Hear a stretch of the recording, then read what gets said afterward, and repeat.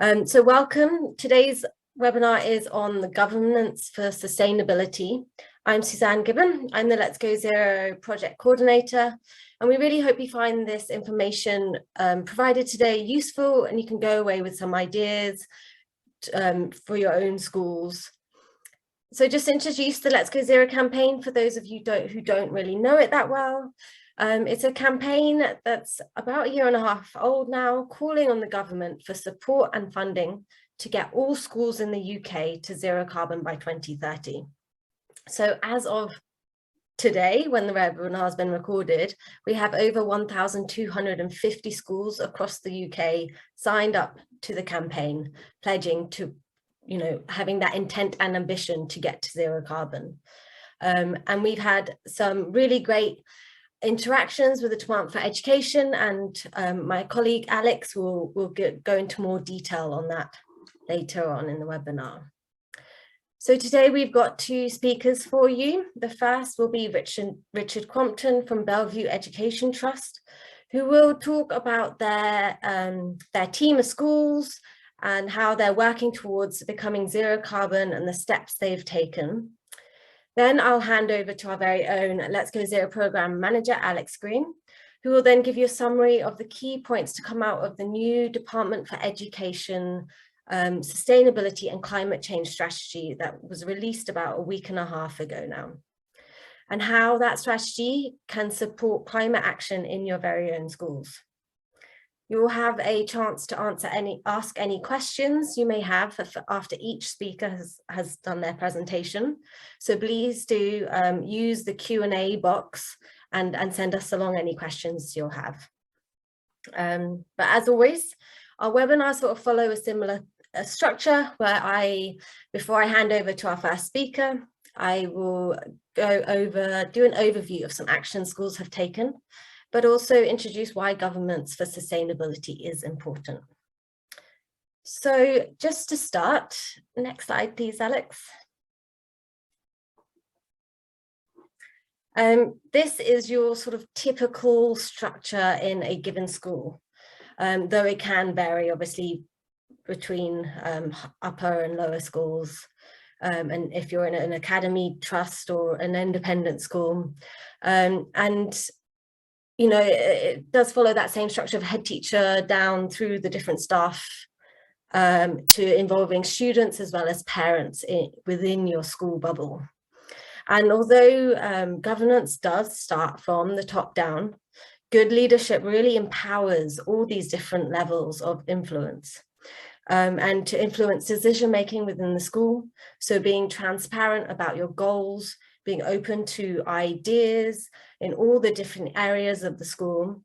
And really, you can really get that sort of out-the-box thinking and problem solving. But it can also mean that it's not just left to the senior leadership team that has to come up with all the answers. So we really recently supported New City College on a development day, and every team within the college structure came up with ideas for themselves of how to reduce their carbon footprint and how to become more sustainable. So that included things like not using the car for a 5-minute journey, instead get public transport. Just little steps along the way, and they came up with short, medium, long-term goals for each of the different teams. But just to also quickly mention that the national governments of association have developed some useful resources for you to use, all about greener governments to support you on your journey. And I'll share the link in the chat box once Richard speaks, and then I'll also post it underneath the video on our webpage, so the link will be accessible to everybody. So a holistic approach to sustainability is really important as schools can reduce their impact now. Next slide, please, Alex. They can reduce the impact in their wider communities and also support with long-term behaviour change. So it's important to not just consider the staff that are working within the school, as I mentioned, with the different teams, but also don't forget your students within your school and how they can be a real force for nature when it comes to change making and sustainability. So by creating eco clubs or eco school councils, students can feel that they've got a voice and really feel empowered. And sorry, I've just noticed Anna has lost sound. I am hoping people can still hear me. Okay, sound is fine. Sorry, Anna, I'm going to keep going. So by creating eco clubs, as I mentioned, it really empowers students to have a voice, and it not only gives them amazing skills now, but also for future work, and they can bring innovative ideas to solve problems within the school grounds. It also helps spread awareness and education throughout their local communities and help with that long-term behavior change that we need in our society. So not only students, but also parents, don't overlook them, as they are a huge support network that have a wide range of skills that you can tap into. So schools that I've spoken to have involved parents during like fundraisers for things like solar panels, to helping design a new sort of biodiversity area to make it more usable and green. So it's really important to get this whole team around the school approach, driving forward sustainability in a holistic way. And I spoke to one head teacher from Balmain Primary in London, who said that when she first started working there, there was so much waste and all the different teams were so disjointed. But by getting, you know, the office staff on board, the teachers on board, the students and parents on board, and working towards set goals, they've managed to reduce waste and really improve the whole school community. So really empowering and making everyone happy. She also mentioned that, yes, she is driving it from the top, but it's the team around her that's really making these changes.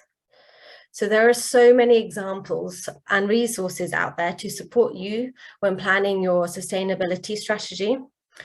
But I'm actually now going to hand over to Richard, who is the Director of Operations for Bellevue Education Trust, and has the responsibility of leadership of a HR, asset management, contract management, compliance, ITC, data, risks across the 9 schools that they have in their trusts. And he's previously worked for other large multi-academies, before that John Lewis, and he'll be talking about the trust decarbonization journey, prioritizing work streams and operational delivery.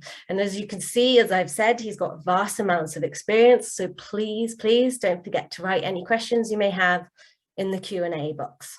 So I will hand over to Richard now. Thank you. Thanks, Suzanne. I'll just share my screen, which hopefully you can see. So good afternoon, my name is Richard Crompton. I'm the Director of Operations for Bellevue Place Education Trust. We have got 9 schools, predominantly. Richard, before you start, we can't seem to see your screen. So if you can try and share it again, that would be great. I will do my best. We practice this as well.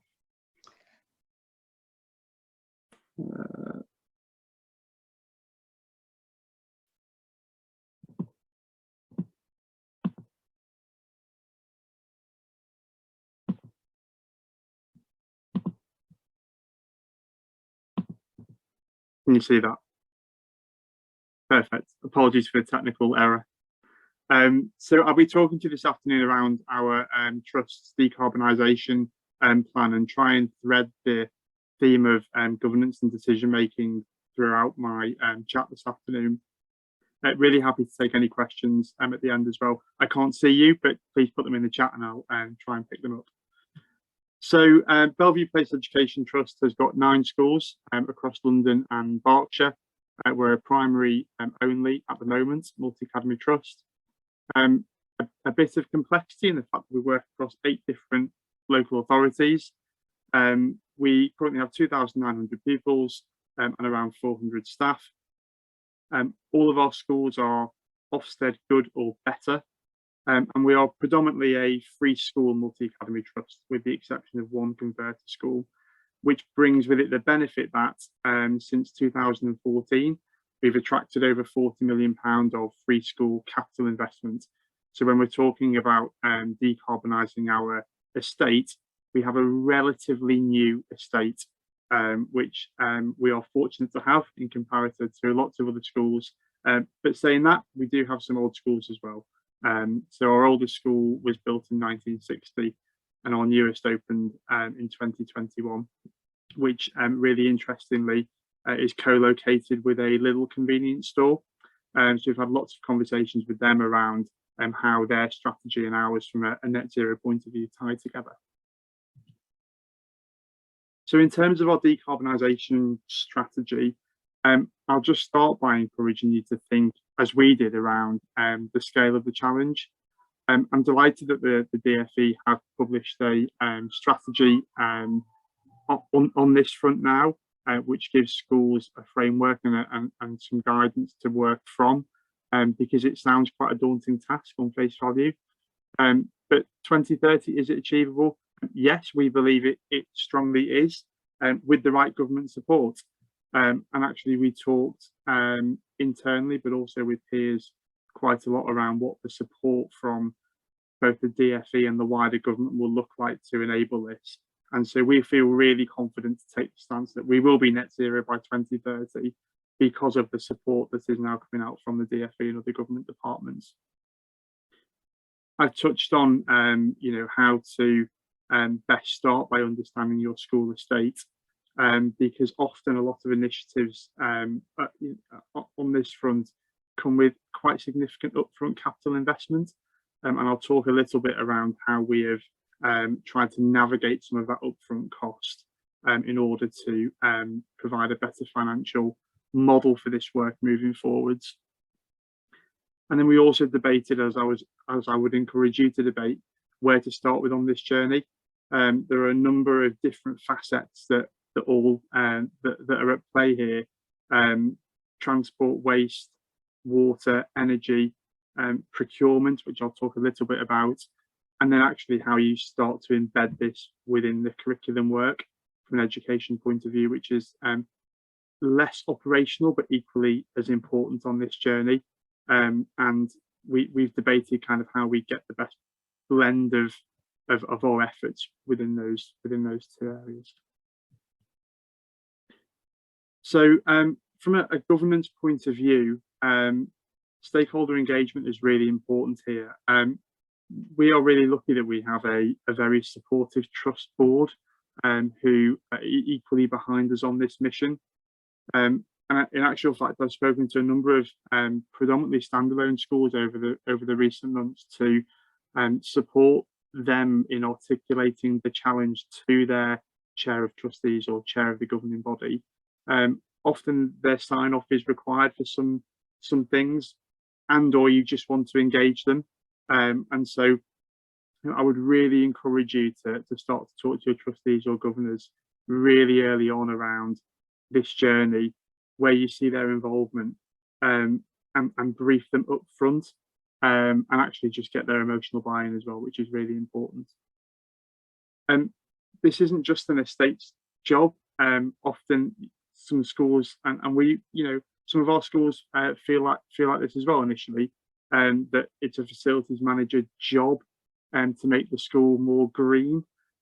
It is operationally perhaps, but actually, as Suzanne talked about before, getting everyone's buy-in, including contractors where you might have contract catering, for example, or contract cleaning is equally as important. The governance around this, especially for some of the perhaps capital investment that you want to make, can be quite complex. And so getting your trust or local authority involved is really important. I'd equally encourage you to speak to local authorities. This doesn't apply to us, we're a MultiAcademy Trust, but where there may be initiatives that are kind of LA-led, and if you're a local authority school, you might want to get involved in, I would definitely encourage you to do that. Parent advocate sounds obvious, often challenging to coerce sometimes, but we've got a really strong example of one of our schools in Islington has the unfortunate accolade of being the most polluted school in the borough when you look at the official data. But actually, positively, that's driven some really strong parental support. And we've ran things like anti-idling workshops at the end of the school day. We are talking to the council around how they can better provide bike hangers outside the school, for example. People from the council on the street at the beginning and the end of the school day to discourage people from walking to school. So I would just encourage you, even if your starting place is perhaps not as advantageous as you think it might be, actually it can often help you rally some strong parental support. And I feel really confident that we're taking that school from being the most polluted, unfortunately, to actually hopefully one of our most greener schools as we move along this journey. And then social media presence sounds quite obvious, but we've got a website page on our main trust website dedicated to our journey, and we keep that updated for people to see where we're at. We've also worked from a curriculum point of view with the Green Schools project. It's a fabulous project that kind of looks at this predominantly through a curriculum lens. And our Director of Education has worked quite closely with them to understand how they can come into our schools, work with teachers to share lesson material, case studies, and actually just try and bring a lot of the operational stuff that we often talk about, from a governance point of view, into the classroom. So I'd really encourage you to have a look at the Green Schools project. I talked a little bit at the beginning around recognising that you can't achieve everything on this journey in one go. And so very early on, we picked out energy, transport, and procurement as kind of the three things that we would get after in this space. And I'll talk a little bit about each of those in a moment. Just a point, maybe I put my slide in the wrong order here, but actually just bringing ourselves back to understanding your school estate. This is our newest school, and from a construction point of view, is modern. The building is very efficient. The school wasn't designed as a net zero school, but actually when you look at the construction methodology, and there are lots of positives that went into it. I'm delighted to see that the DfE have made a stance in their strategy that every school, I think post 2025, will be net zero. And one of the first schools that's opening is not too far from us, so we're really keen to go and have a look at what that will look like. That's our oldest building, so we've got a real contrasting challenge of how we modernise and improve the energy efficiency of our estate. This particular school has no central heating infrastructure, gas-powered boilers, mini boilers in each classroom almost. So we're thinking about some innovative ways to how we solve that through some of the capital money that's available via the DfE SIF programme. So from an energy reduction point of view, we took the quite obvious decision from our perspective, but it's one that I know is heavily debated in schools around whether you should do this, to replace all of our non-LED lighting across our estate. We actually managed to do that work in 3 weeks, mostly over the Christmas holidays. And to support that, we installed intelligent metering in all of our schools, which goes to a really granular level of detail, often depending on how you're, without getting too technically boring, depending on how your electrical switchboard is kind of set up, you can often look at kind of classroom level electricity usage. And actually, when we started getting the first insights for this back, we were really easily able to target, for want of a better word, those teachers and staff in classes where the electricity usage was just so disproportionate that there was some clear efficiencies to be gained, and we were able to put some figures behind what it would mean if you didn't use the lift in your school for 6 months, or necessary journeys. Actually, give me a figure. What does that mean? So I'd strongly advocate it. It's a capital outlay, but it will absolutely pay itself back in time. I'm confident of that. So I talked a little bit about transport before, but one of our schools has really taken it upon themselves to look at sustainable travel. as part of the curriculum, and they received a Sustainable Travel Award in Wokingham for that. This is where I'd really encourage you to look at what is being run in your local area to see where you can get involved. This is a real opportunity to bring the children into this messaging, and parents and the community into this messaging.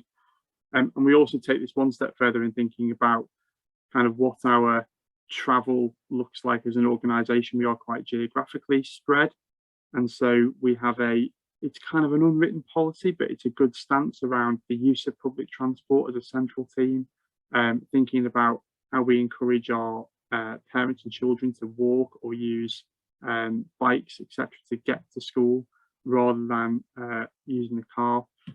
So I just encourage you to think about, taking travel in the kind of broader sense and thinking about how you can apply some of this messaging to that. And then finally, this is a kind of broader principle that we are working towards here, but thinking about procurement more sustainably. So with our energy broker, we're looking at buying green energy. Solar power, again, another one that's kind of hotly debated really amongst schools, and whether it's worth doing. We've just had some desktop exercises undertaken for all of our schools to look at the most efficient and optimum way of including of building solar power into the existing buildings, and we think we found a way to make that work. So really happy to have a chat with anybody around kind of the journey that we're on with that. I'm confident that we will cross that line this year. I'd encourage you to really get your contractors involved in this journey as well. Catering contractors, for example, will have their own net zero strategy going on in the background, I'm sure. But actually, from a food waste point of view, encourage them to really think about joining forces. And actually, more broadly, and from a governance point of view, we're really keen that we make supplier and contractor sustainability a criteria of contract award moving forwards. I'm not going to lie and say it's going to be really easy, because I know it won't, particularly for all different types of suppliers and contractors. But just applying that broad principle to the way we procure moving forwards is something that we are really keen to do. And then buying local and contract aggregation, not just from a financial efficiency point of view, but also from a sustainability point of view. I would absolutely encourage you to think about that. I'm sure a lot of schools are doing a lot of this at the moment, given the cost pressures ahead. But it's worth mentioning that don't just think about procurement from a financial efficiency, think about it from a sustainability point of view as well. Just a kind of point of note really around an organisation that we've partnered with. This isn't a sponsored ad, I must say, but we have partnered with an organisation called EEnergy to replace all of our LED lighting, broker our energy, support us with looking at solar power, and actually having that one holistic organisation who have very quickly, through their hard work, developed a really good understanding of us as an organisation and our estate, has been really key to us kind of gaining buy-in from stakeholders, but also working with an organisation who has the right tools to support us on this journey. We have filmed some testimonial videos with them, which are available on our YouTube page if you'd like to go and take a look around some of the work that we've done with them. It's not a sponsored ad, but I would encourage you to go and look at EEnergy or similar organisations out there who can support you. They are experts in this space, and often, I am not, schools are not, and finding the right people to help you is really important. So, quick summary. This is an 8-year journey that is achievable. I go back to my first point. It's not a top-down approach, and from a governance point of view, it is. But actually, I've hopefully given you some pointers around how you can get some parental and student involvement. I'd encourage you to think, prioritise, choose what to do that gives you the biggest results. For us, that was definitely looking at our LED lighting and smart metering. Get your pupils to drive the smaller changes, often those that impact them, i.e. how do I get to school, car or walk?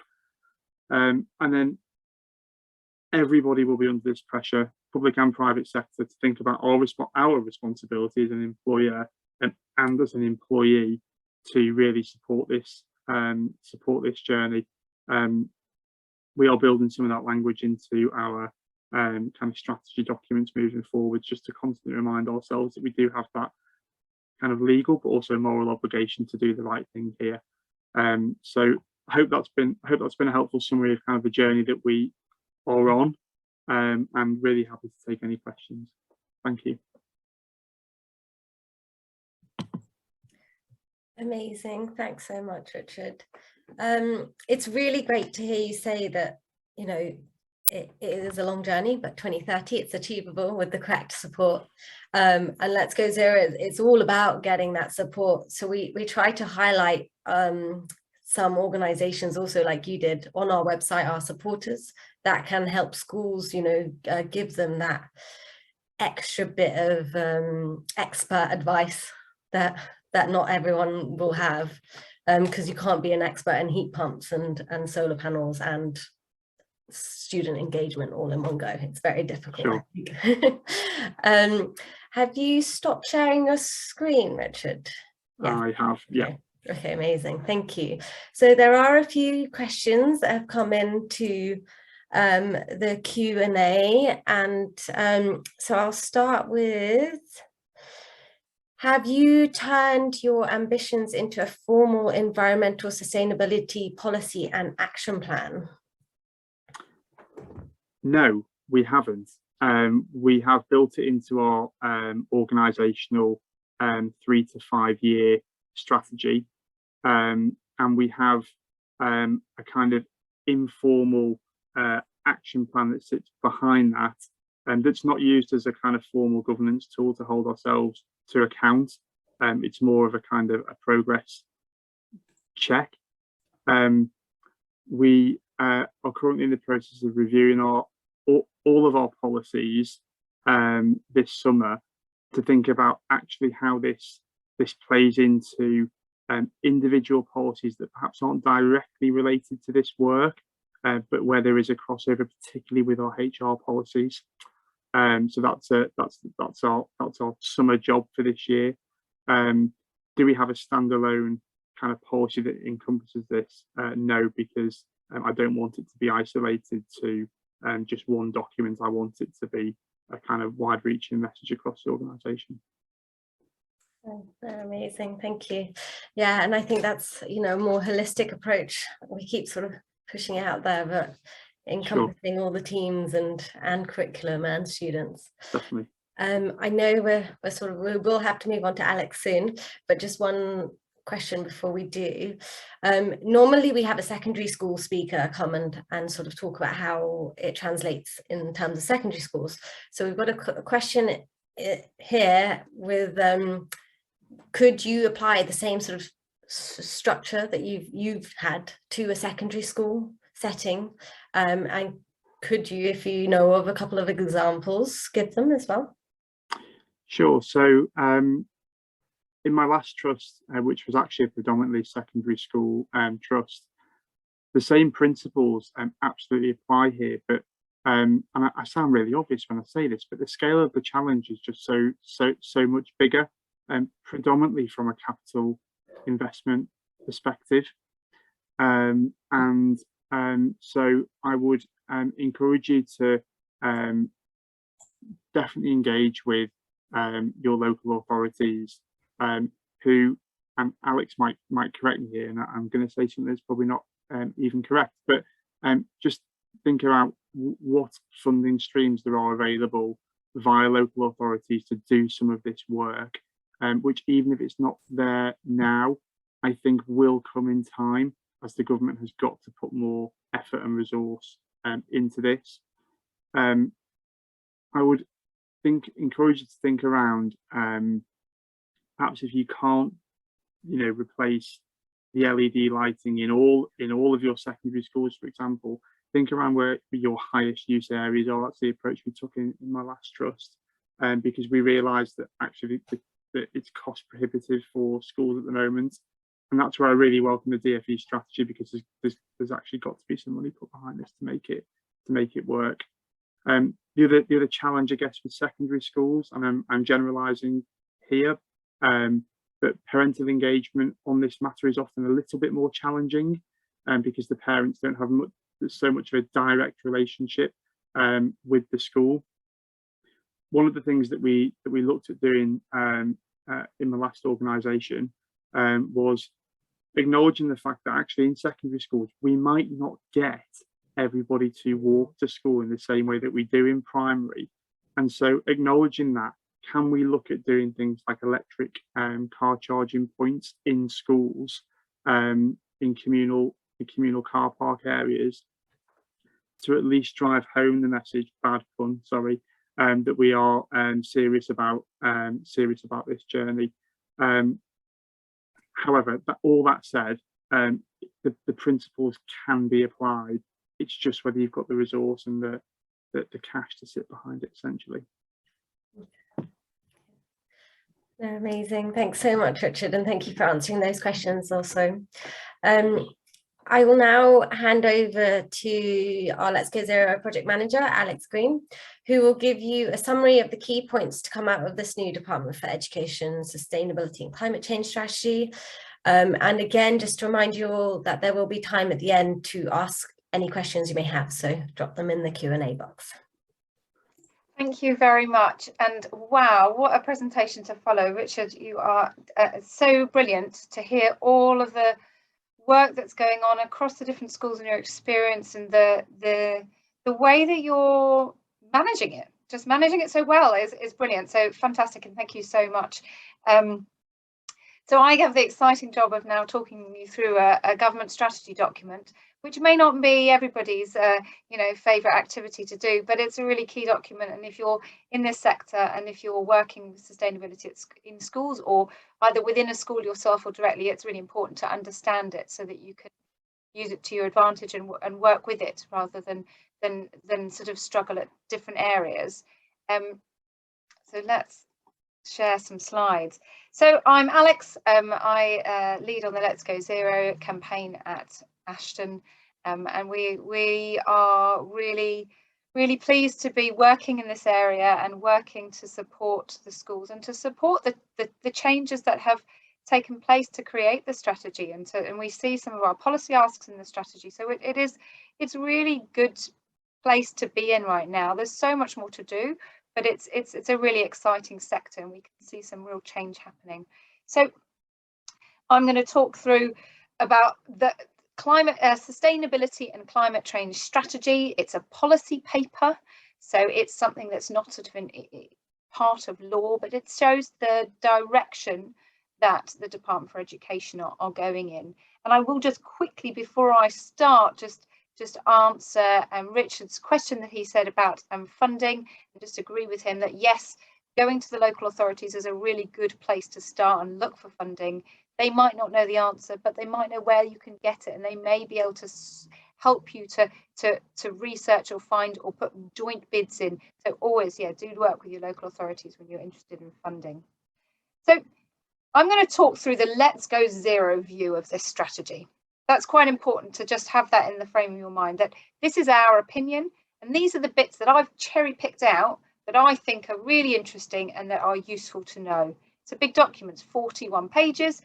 There's a lot of detail in it. So it's something that I really strongly encourage you all to read it. Sit down, get a cup of tea, read the document, and work out which of the other bits that you think are useful or interesting to you, because this is a real whirlwind tour. You can find the strategy online. Just Google Department for Education Sustainability Strategy and you'll find it there. And it's quite interesting to read. And those of you who've maybe been working in sustainability in schools and for a long time, some of it's just like music to your ears. It's like, wow, they get it. And there's other bits which are a bit less exciting. But also, look, speak to your union, go online, look at all the other organisations about what they say, what they think so that you can really get a rounded opinion. Don't just go on what we're saying. So just to be very clear about the scope of the document. So it's Department for Education, so it's only England, let's be clear about that, but it does include all education, so educational settings, early years, all the way through to adult education, so primary, secondaries, colleges, higher education, universities, adults in education. It's any kind of education that goes on around the whole of England, and it's including children's social care settings, so some that are residential homes as well. So it's got quite a big scope, but only England. And when we, for Let's Go Zero, we do schools, colleges and nurseries really, so it's 18 down. That's the bit that we look at mainly. So, and I'm also going to say, I apologise, there's a lot of text in these slides. I've tried to cherry pick the bits that are the best, but you get a lot of the other bits as well. So it might be something you want to look at more slowly if you're watching the recording and pause it every so often. But just to give you a good scope and what's going on. So that vision of DfE to be the world leading education sector in sustainability and climate change by 2030. That's a good vision. We like that. That's nice. That's a really good way to be looking at it. And they look at it in different areas. So there's different sort of themes throughout the document. So the themes are about skills, net zero, so that's the carbon bit of it, resilience to climate change, and then that better environment, so leaving a better environment for the next generation. So those are the sort of the overarching sort of themes that go throughout all of it. So what did everyone else think? A little bit. So it's not just our opinion. I've got just a few of our of the different coalition and different organisations that we worked with. And again, I'm not going to read these out for you. You can read them yourselves if you want to. Teach the Future. So that's the students looking to get climate education. Feeling a little underwhelmed was their comment on it, which I think, yeah, that's I agree with that. We're a bit underwhelmed in certain areas. But then we look at Matt Larson-Dorr, who's head of education at WWF. He said that there's some very encouraging details in it. And again, yes, there are some really nice, encouraging details. But I think the person that really summed it up very nicely was Morgan Phillips from Global Action Plan. He said it's the beginning of a process, not the end. And yes, and if you look at it that way, actually, it's a really interesting document. Now, our overall sort of summary opinion is that it's a good first step, but there's a lot more steps to go. There's a significant lack of funding and ambition within the document. But as a first start on this road, and as a useful direction, and to show the movement, that actually is really useful. It's going to get updated every single year, people working on it. So this is something that we keep pushing and we keep looking at, and we keep asking for more. So one of the other things is that most of the text that I've taken and put in these slides are direct quotes out from the strategy, so that when it says we will do this and we will do that, that's the Department for Education. That's not us at Let's Go Zero. So the strategy is split into these 5 areas, action areas, that cover the different topics. I'll talk about some of them in more detail than others. Some are more interesting than others. So climate education, what we teach and what the children learn. Green skills and careers, more about making it relatable to jobs. So some of that is more applicable to older age group education, but not all of it. Education estates and digital infrastructure. So mainly that's your buildings and sites. Operations and supply chains. So what we do and what we buy. And then international. So looking at that role as an international lead and influencer and learner, as DfE, looking inwards and outwards. So, and do put any questions that you have into the question Q&A or into the chat, and I'll come to them at the end. So there are 3 sort of main focuses of their initiatives. So you've got big themes, you've got different action areas, and then you've got these 3 initiatives really for the strategy. And I'm not actually going to go into the first 2 in much detail. So the National Education Nature Park and the Climate Leaders Award are both really interesting programs of activity that are still at a very early stage of development. So the National Education Nature Park brings about that concept that across all of our educational settings across England, there's an enormous amount of land. I believe it's about the size of Birmingham if you add up all the land. So actually, how do we as a sector collectively influence biodiversity, land management, flood management, all the different things that we can do using our collective estate, our nature park? And it's really nice looking at children monitoring biodiversity, looking at what they can change, what they can improve. There's some GIS mapping and all kinds of exciting things, very much still in development. So watch that space, watch it grow, watch it thrive. It's a really nice concept that's coming about. Climate Leaders Award, easiest way to explain this, it's a bit like Duke of Edinburgh, but for students of all ages, all the way through up to school leavers.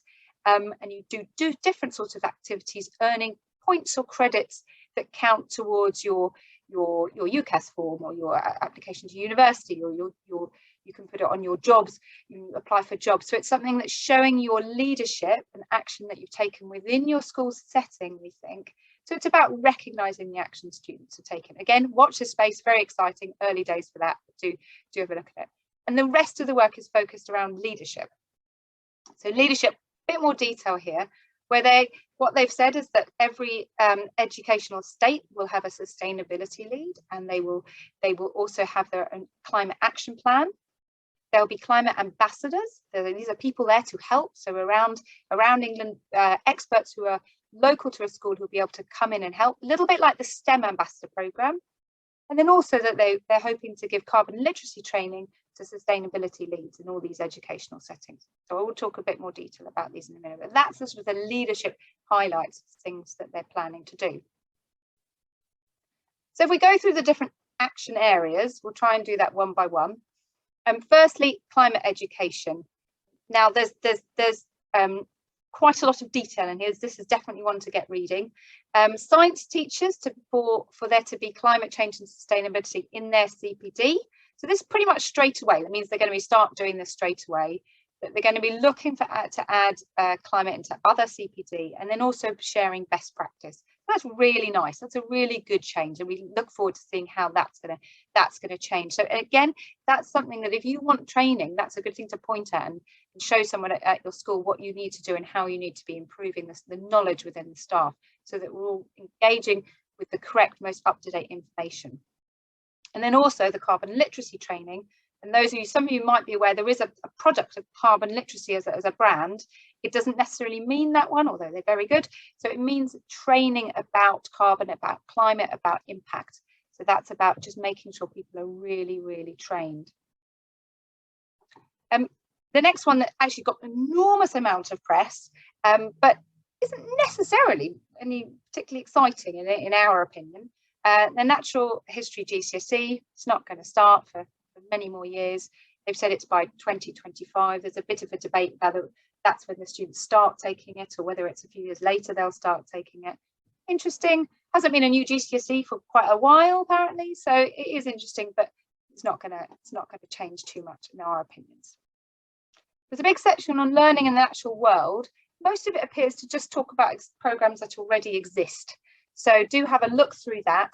It does talk about using the classroom, using this estate to learn from.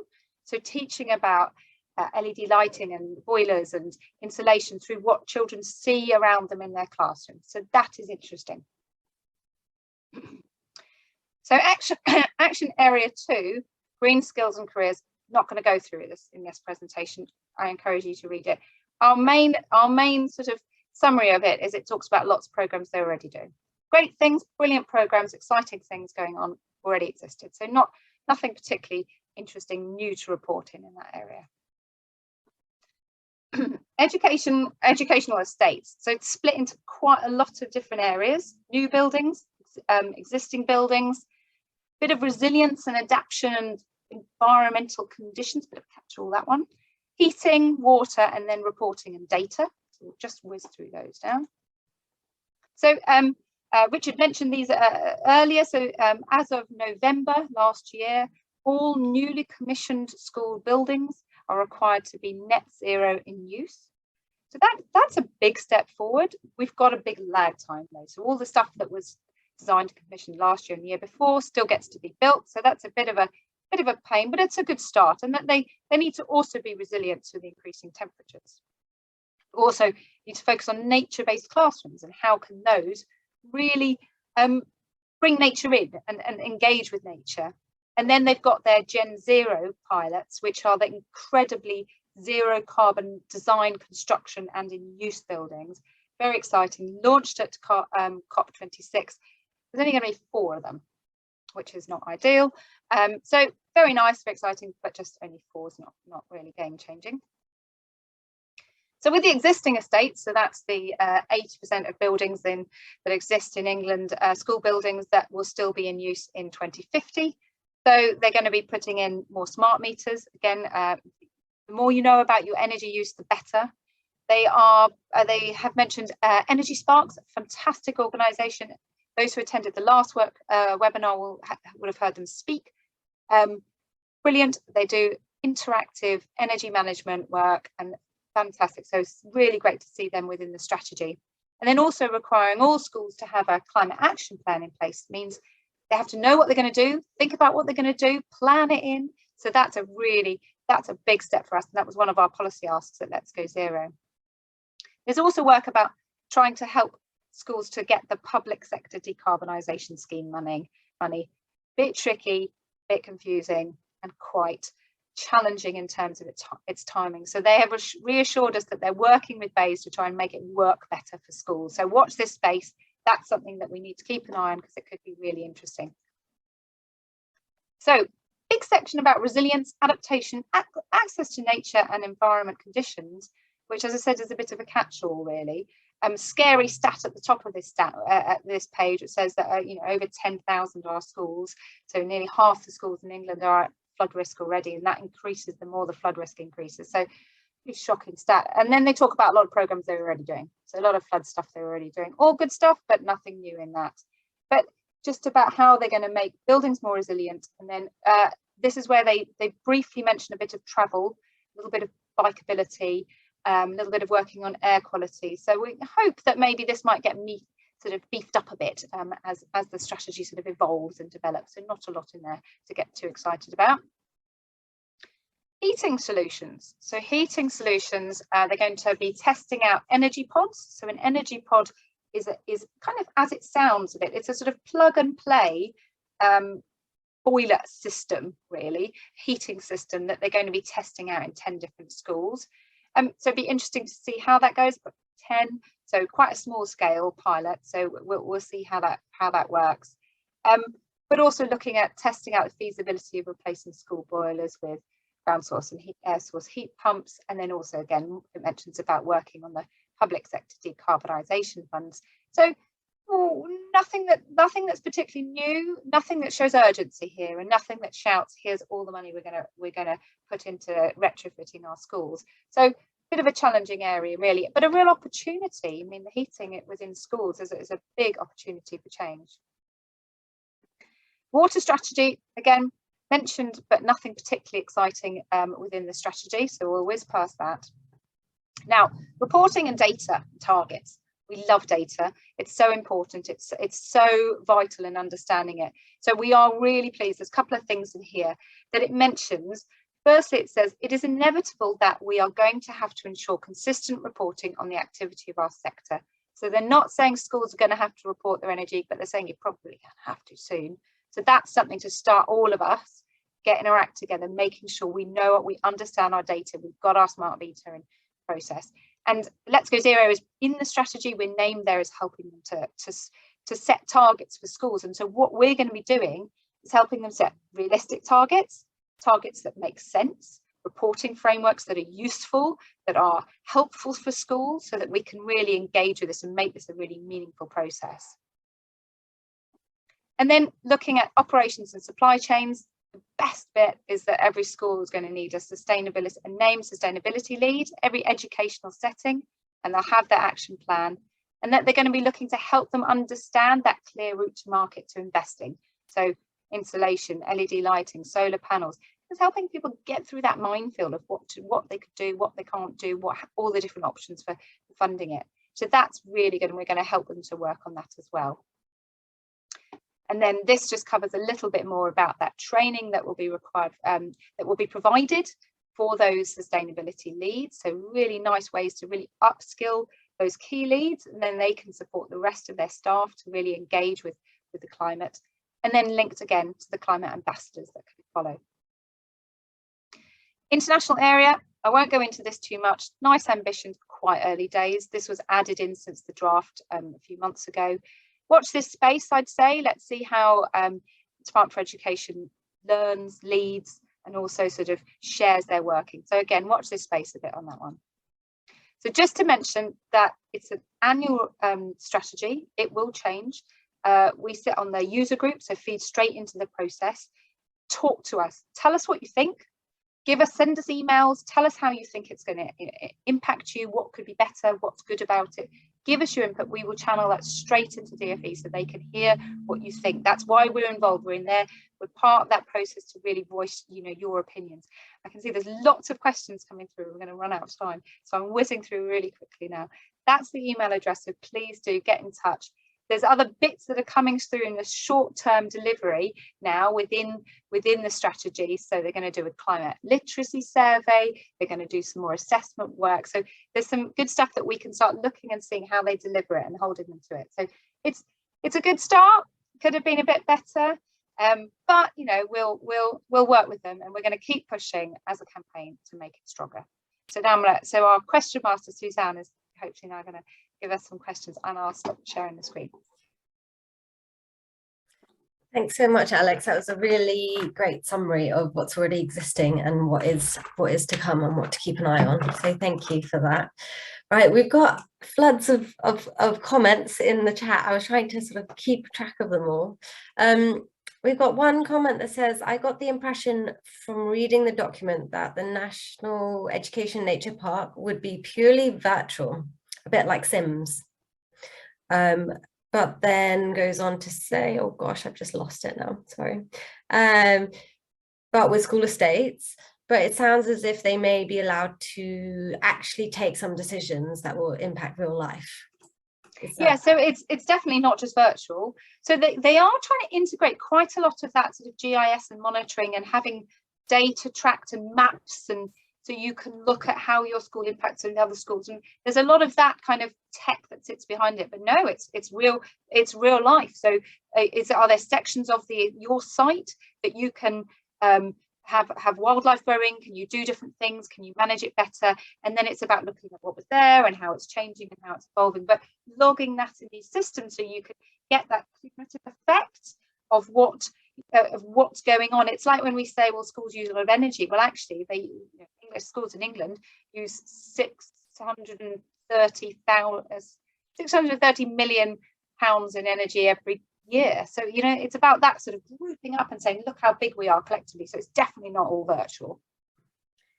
Yeah, amazing. And it's to do with plants sort of stay in one place, but species, butterflies, they move around. So to have a butterfly friendly habitat in one school, if you don't have one in another, maybe they won't be able to breed and keep going. So it's about making that connection with biodiversity as well within other schools. Yeah, and there's a mention of sort of that concept of green corridors as well, about how you link it all together. And I think that will be really interesting to see how that works. Again, early days with this, but really, really exciting. So and I know that there's a lot of the sort of the biodiversity nature charities that have been involved in creating this, and the Natural History Museum have been really involved in it. And so we've got real experts making this work. So it's very exciting. We've got another statement saying there's a lack of recognition of fabric first approach to retrofits. There's no point in converting a leaky school to air source heat pump without first finding a way to super insulate the building. Yes, I 100% agree. I didn't see who said that, but you're absolutely right. Yes, reduce the energy use first before you look at doing any other fancy stuff to generate or generating heat. So yes, insulate. That's the big thing. Windows, walls, roofs, ceilings, doors, all the things that you can do first. Ideally in combination with a much smaller, much more efficient heating system. But first thing, conserve what you've got. You get a room full of students, you shouldn't need much heating in that room. So let's make sure that we conserve the heat that we've got already. Yeah. We've got, sorry, Alex, we're going to quiz you lots here.